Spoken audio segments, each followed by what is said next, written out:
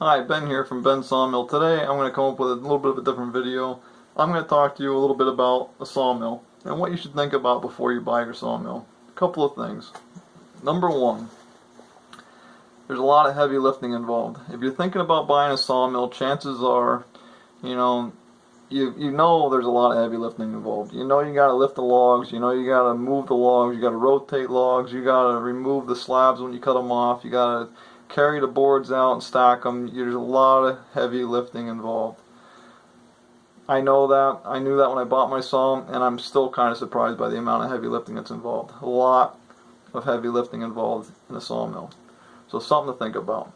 Number two, how are you going to move your logs? A lot of people, I think, just think they're going to set a sawmill up, they're going to cut a tree down, they're going to roll a log over and roll it up on the little sawmill, and they're just going to go, and they're just going to cut one log at a time, and it'll be fine, right? Well, I would say you're wrong. I would say that if you don't have a tractor or a skid loader with forks or something to pick a log up and set it down on your sawmill and move the logs around, then it's not going to work. I don't care if you buy the smallest sawmill there is or the biggest sawmill there is with all the hydraulics. You're still not going to be able to get your logs to and from the sawmill. You're not going to be able to load and unload them, and it's just going to be a back-breaking headache. So think about it. You need a skid loader. You need a tractor with a bucket of some kind, something to pick the logs up and set them down. Number three, where will you get your logs from? This is something that a lot of people... When I thought about buying my sawmill, I do a lot of carpentry work on the side, a little bit of hobby work, nothing really professional, but just I was buying rough cut lumber my entire life. And between my brother and I, it's something that, I thought, you're spending a lot of money on rough cut lumber, why not buy a sawmill? You can cut your own logs, stack your own lumber, and you have basically an endless supply of lumber. Great idea. Well, the problem with that is, where are you getting your logs from? A lot of my logs I get off of Craigslist. I call a guy up. A lot of them are a hassle to get to. It's hard work. It's not easy. You got to go into somebody's yard.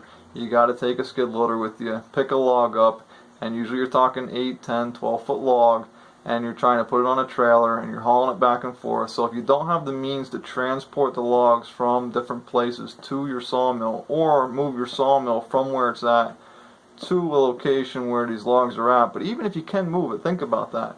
If you got a trailer that your sawmill's on and you move your sawmill to the logs, that's great.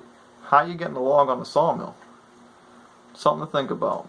If you have a second truck and you have a loader of some kind you can take with you, you have somebody that will help you out with that, that's great. If the person that you're cutting wood for has some kind of a loader, that's even better yet. But chances are most people aren't going to have that kind of equipment.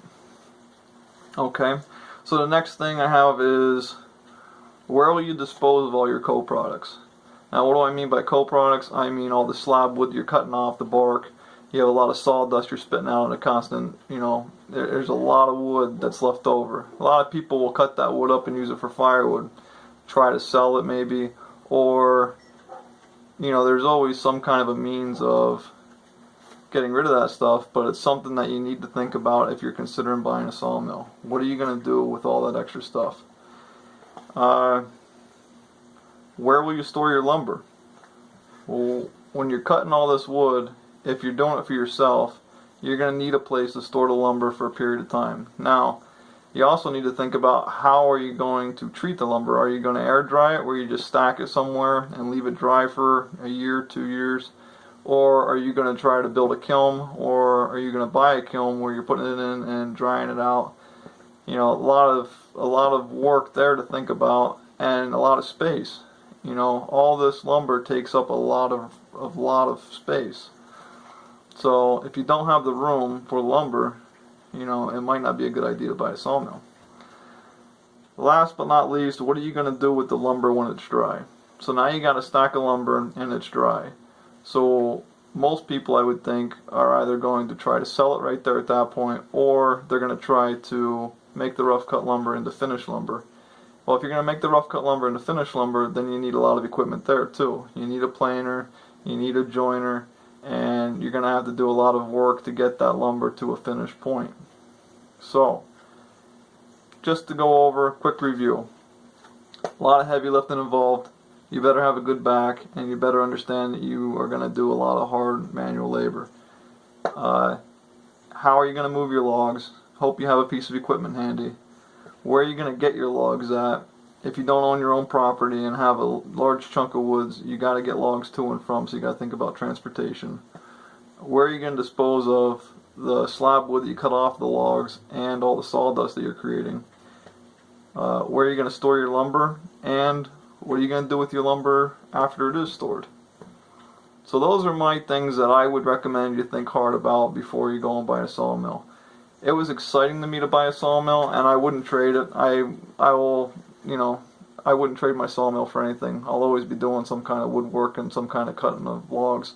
That's what I do that puts me at peace. I think that the smell of the fresh wood being cut and just being there with cutting wood is just it's a hobby of mine. And I bought a small sawmill. If you haven't seen my videos for my sawmill, click on my thing down there in the bottom, my picture there, and it'll open it up, and go through my videos. And there's a lot of videos there about my reviewing my sawmill, me using my sawmill, how to cut the wood, what I'm doing with it. And be sure to check those videos out if you're considering buying a sawmill. I'll give you some idea. I bought a Woodland Mills sawmill, and the reason I bought Woodland Mills was it's not the cheapest sawmill out there. It's kind of, it's a relatively cheap sawmill, and I knew that it was something that's all manual, something that I knew what I was getting involved in. I wasn't going to pay 40 grand for, a big expensive industrial sawmill. I just wanted something for a hobby, so my sawmill cost right around the ballpark of $2,000, and it does what I need it to do. So, just something to think about. If you like my advice and you appreciate it, subscribe. Hit that subscribe button down the bottom down there. Let me know what you think in the comments. If there's anything you want to know about, leave me a comment. I'll get back to you. I'll respond to you and I'll let you know.